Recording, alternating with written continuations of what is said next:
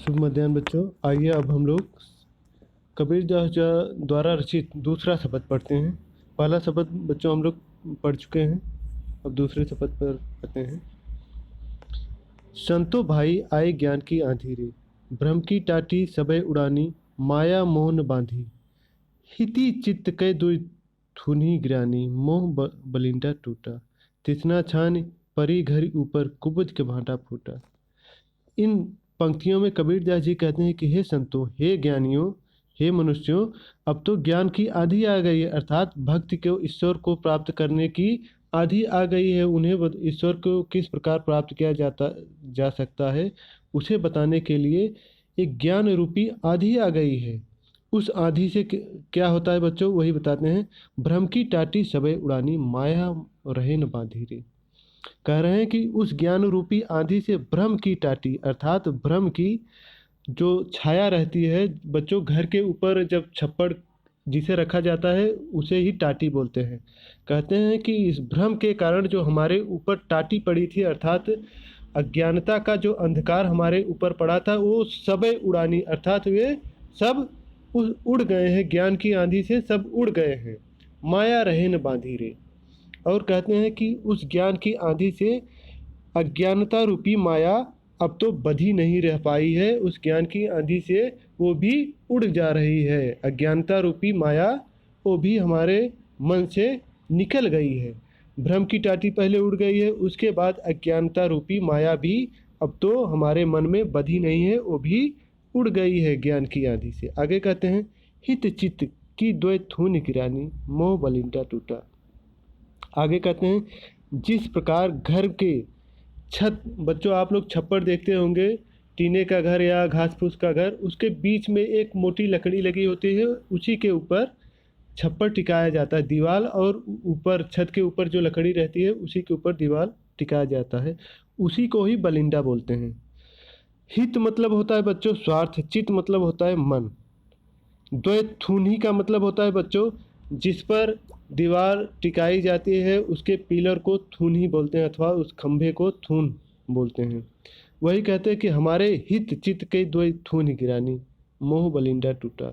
जिस प्रकार घर को संभाल को, छप्पर को खड़ा करने के लिए छप्पर के दोनों तरफ एक एक पिलर बनाया जाता है, उसी प्रकार हमारे मन के स्वार्थ को, हमारे मन के स्वार्थ को रोकने का जो पिलर था, अर्थात रोकने का जो खंभा था, उस ज्ञान की आंधी से गिर गया है, गिर चुका है। और मोह बलिंडा टूटा, और मोह रूपी बलिंडा, मोह रूपी लकड़ी भी हमारे मन से निकल चुके। मोह लकड़ी, बलिंडा मतलब होता है बच्चों लकड़ी। कहने का इस पूरी पंक्ति का मतलब होगा, हित चित्त की द्वै थून गिरानी, मोह बलिंडा टूटा। कबीर दास जी कहते हैं कि ज्ञान की आंधी आने से हमारे मन का स्वार्थ रूपी स्वार्थ रूपी वो जो स्तंभ थे वो गिर चुके हैं, और मोह रूपी बलिंडा और हमारे अंदर के मोह और अज्ञानता उस ज्ञान की आंधी से मिट गए हैं। फिर से एक बार समझेंगे, हित चित्त की दो थून गिरानी, मोह बलिंडा टूटा।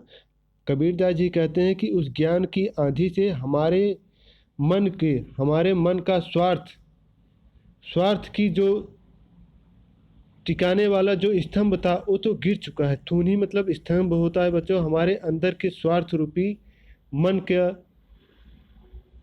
रोकने वाला जो स्तंभ होता है वो भी गिर चुका है, और मोह रूपी वह लकड़ी उस ज्ञान की आंधी से भी टूट चुका है। अर्थात हमारा स्वार्थी मन और मोह, हमारे अंदर से स्वार्थ और मोह की माया मिट चुकी है। कहते हैं, तृष्णा छान पर घर ऊपर, कुबुद के भांटा फूटा रे। तृष्णा मतलब होता है तृष्णा, अर्थात हमें और अधिक प्राप्त करने की इच्छा होती है, गलत चीज़ें प्राप्त करने की, हमारे मन की जो इच्छाएं पूरी नहीं होती है उसी को तृष्णा बोलते हैं बच्चों। तृष्णा छान पर ऊपर, तृष्णा छान पर घर ऊपर, कुबुद के भांटा फूटा रे। हमारे मन में जो तृष्णा रूपी छाया, हमारे मन पर जो तृष्णा रूपी छाया जो थी, छाया रहती थी, और कुबुद के भांटा टूटा। और कुबुद्धि मतलब खराब बुद्धि अथवा खराब समझ, का भांडा मतलब होता है बच्चों बर्तन। फूटा, फूटा मतलब फूटना। कबीर दास जी कहते हैं कि हमारे मन पर जो तृष्णा रूपी छाया थी और हमारे अंदर की कुबुद्धि अर्थात नासमझी रूपी बर्तन इस ज्ञान की आंधी से टूट टूट कर चूर हो गए हैं। अर्थात हमारे तृष्णा रूपी, हमारे घर पर जो तृष्णा रूपी छाया थी वह और हमारे मन के भीतर कुबुद्धि अर्थात नासमझी रूपी बर्तन भी उस ज्ञान की आंधी से टूट टूट कर खरा मतलब व्यर्थ हो चुके हैं, खराब हो चुके हैं। आगे बच्चों हम लोग देखेंगे, जोग जुगत कर संतो बांधी नीरज चुए न पानी। आगे कहते हैं कि वह उस ज्ञान की आंधी आने से हमारे मन में जो मोह माया अज्ञानता थी मिट गई थी। और उस समय क्या होता है बच्चों, जोग जुगत कर संतो बांधी नीरज न चुए पानी रे।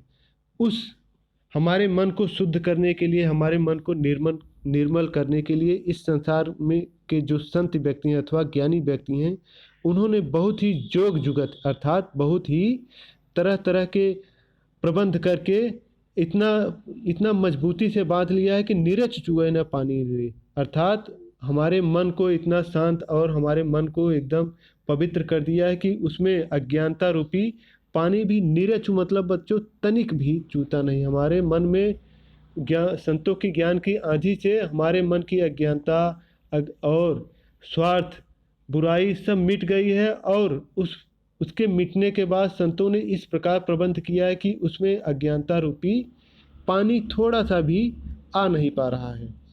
और आगे है, कूड़ कपट काया का निकषा हर की गति सब जानी रे। कूड़ कपट काया का निकषा हर की गति सब जानी। हर की गति सब जानी मतलब बच्चों हर की गति मतलब भगवान की, जो जिसने भगवान को जान लिया है उसके मन से क्या हो जाता है बच्चों, कूट कपट। कूट मतलब होता है कूड़ा, कपट मतलब होता है बच्चों ईर्ष्या द्वेष करना अर्थात किसी के प्रति दुर्भावना रखना, उसे कपट बोलते हैं। इसमें कबीर दास इस पंक्तियों में कहते हैं, कूट कपट के काया निकषा हर की गति सब जानी। कहते हैं कि जिसने भी भगवान की गति को जान लिया है अर्थात जिसने भगवान की भक्ति को जान लिया है उसके मन से कूड़ा करकट रूपी कपट अर्थात गलत भावनाएं उसके मन से तो अपने आप निकल ही जाती हैं। अर्थात जिसने भी इस संसार में भगवान की भक्ति को जान लिया है उसके मन से अज्ञानता रूपी कूड़ा करकट निकल जाता है। आधी पीछे जो जल बूठा प्रेम हरि जन भीना। आधी पीछे जो जल बूठा, बूठा का मतलब होता है बच्चों बरसना, जल मतलब होता है पानी। कबीरदास जी कहते हैं ज्ञान की आधी के बाद जो जल बरसा अर्थात ज्ञान की आधी आने के बाद जो पानी बरस रहा है प्रेम हरिजन बिना, उस पानी से उस प्रेम रूपी पानी से हरिजन मतलब बच्चों भगवान के भक्त होता है। कहते हैं कि उस ज्ञान रूपी आंधी आने के बाद जो प्रेम रूपी बारिश हुई है उससे तो इस संसार के सभी भगवान के भक्त भीग गए हैं और उस प्रेम रूपी पानी से भीग जाने के कारण बहुत ही आनंद महसूस कर रहे हैं। कहे कबीर भान के प्रकटे उदित भया तम खीना। कबीर दास जी कहते हैं कि ज्ञान रूपी सूर्य, भान मतलब होता है बच्चों सूर्य, ज्ञान रूपी सूर्य के प्रकट होने के बाद, उदित मतलब होता है बच्चों उदय होने के बाद, कबीर दास जी कहते हैं कि ज्ञान रूपी सूर्य के प्रकट हो जाने के बाद तम खीना मतलब सभी अंधकार, तम मतलब होता है अंधकार, खीना मतलब छीण हो जाता है मतलब खत्म हो जाता है।